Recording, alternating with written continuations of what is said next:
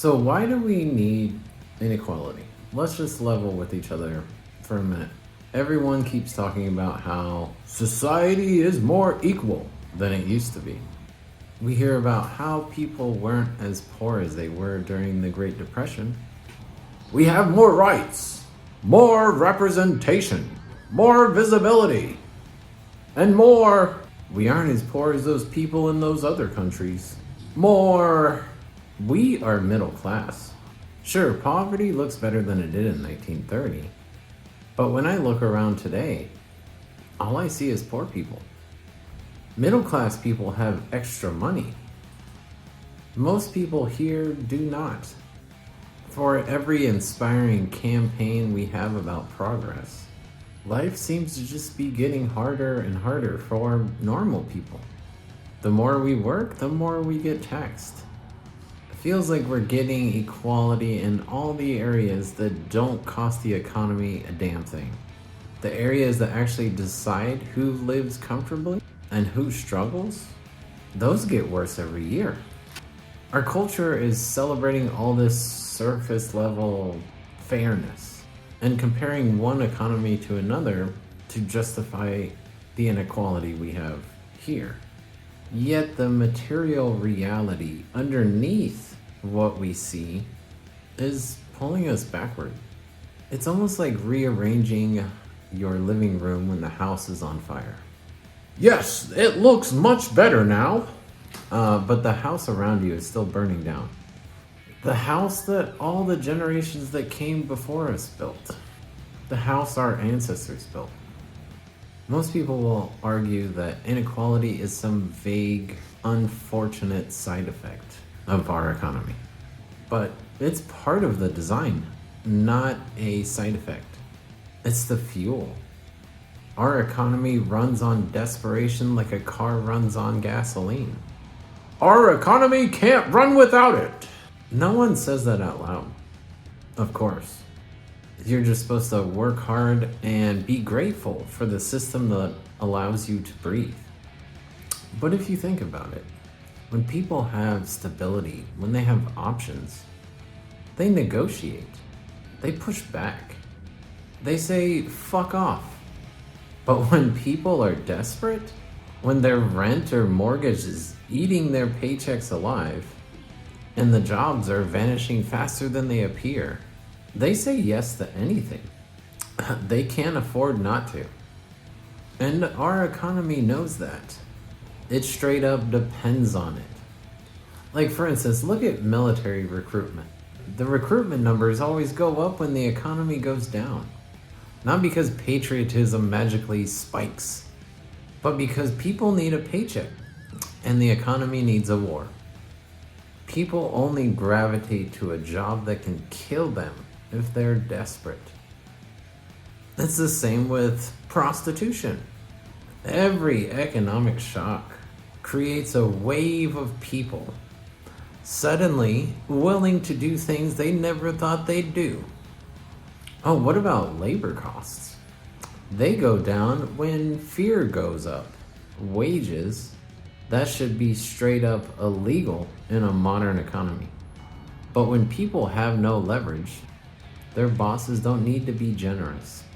They just need to be the least shitty option.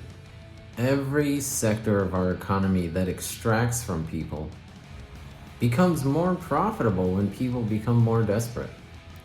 From housing to healthcare, education, debt, these are not problems. These are fucking profit centers. We like to pretend the economy is some natural force of nature. Just the free market doing its dance. But it's not. Not even close. It is a well-established structure. A bureaucratic machine constructed over the centuries by people in power that wanted to control where wealth flows. Wealth is sorted into a few hands by our mechanistic economy as a design feature to make sure that wealth trickles up, not down.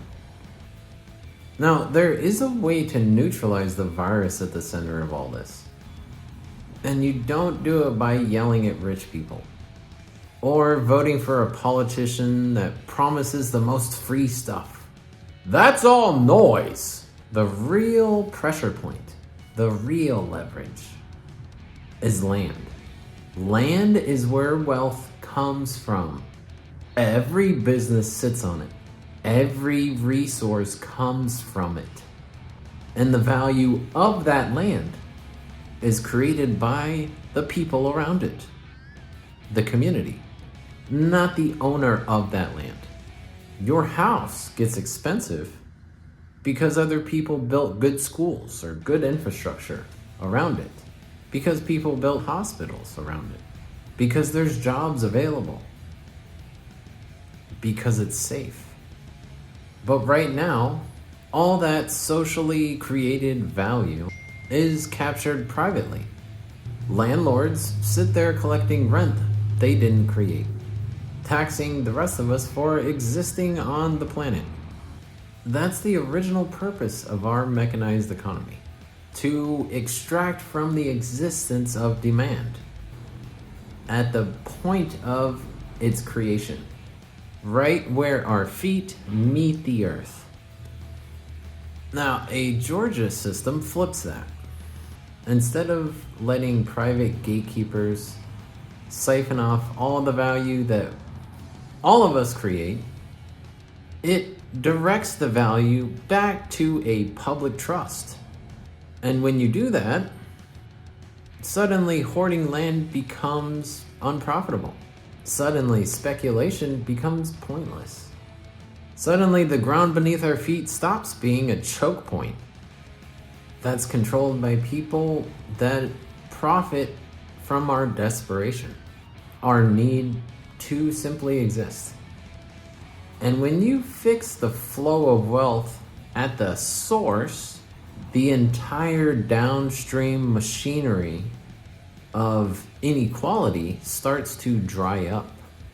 Employers have to pay real wages because with less desperation, there's a lot more negotiating power. People aren't forced into the military out of poverty. Debt stops being the leash around everybody's neck. And then housing becomes a place to live, not an ATM for somebody's investment portfolio. The economy still works, but it just works for us, for once. So look, inequality is not a glitch. It's the fuel that keeps this economy running exactly as intended. But if we finally start pointing at how our economy extracts wealth from the value created by the community, instead of screaming at each other for who's getting splashed the hardest, we might actually fix the fucking thing. Because humans are not supposed to be economic fuel. We're supposed to be the ones driving this economy. Thanks for watching my video. If you like it, please share, because let's get the message out. Peace.